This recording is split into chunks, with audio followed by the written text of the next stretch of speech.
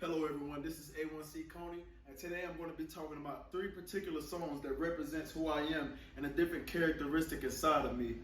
These three particular songs fuel my drive and ambition. So the first characteristic I'm going to talk about is ambition, and the first song that I'm going to start with is I Won't Stop by Meek Mill. He first comes on the song by saying, hustle, I'm going to get it for the muscle. When they ask my motivation, I say struggle. That relates to me because my motivation was struggle. I was tired of being down at my lowest point, tired of not knowing what to do, tired of not knowing how to get where I wanted to be. So that struggle got me to where I wanted to be.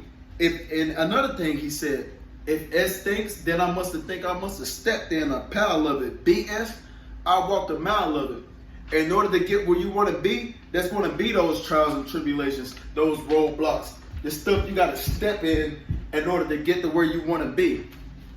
And that brings me to another quote in the song. $1 billion dreams and $100 nightmares. Success is in my arm reach. I could see it right there. Success was in his arm reach. He could see it. I noticed my potential. I knew what I could do. I knew the greatness that I could achieve.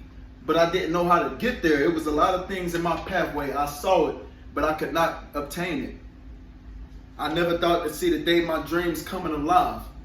And that's the reality being a young black male, not understanding where I could go, feeling like the system was designed for us to fail because we don't inherit generational wealth.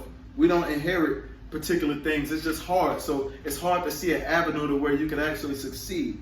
And that brings me to a point. My next characteristic, my comfortable characteristic. When I rose out of my lowest point, this song relates to what I was saying. He started off by saying, started off poor with plans to own more. Now we own stores. This is 1946 flows by Meek Mill. So basically, he started off poor with plans to own more. Now he got to a point where he's comfortable, and that relates to me because I started off terrible. I didn't know where I was going to be. I didn't know that I would be to the point where I am today, owning my own house, being comfortable. But at the same time, that song, it was describing basically, okay, I've got to where I am, but I'm still a young black American. I still have to deal with the realities. I'm like, Trump, I ain't feeling this. Cops still killing us. Regardless of where I am today, that's still a reality. And he's reflecting on that. He's not forgetting where he came from. And that's what he's saying in this song. He said another thing, started selling white. He won't sell it no more.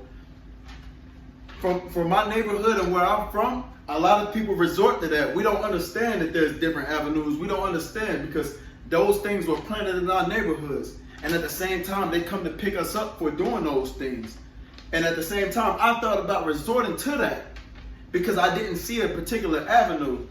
But when I got out of that, I reflect and I try to give young people game in order to not have them take that pathway. And I'm going to transition to this next part, which is the cold-hearted side.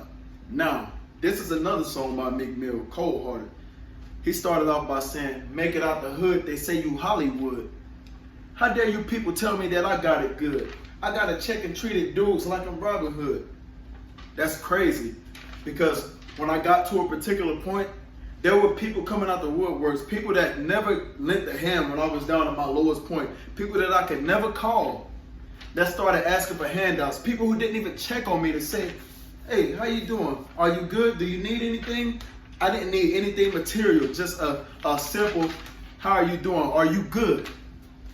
I love you. Stuff like that.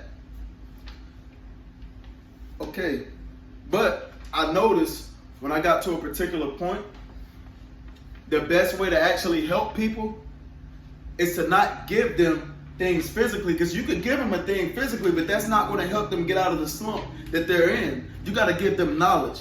And I noticed that when I started to give people particular things, and they kept asking, and they kept asking, and then they felt some type of way when I didn't give them that anymore. And then when I stopped giving them those things, I started noticing progression. I started noticing people getting better.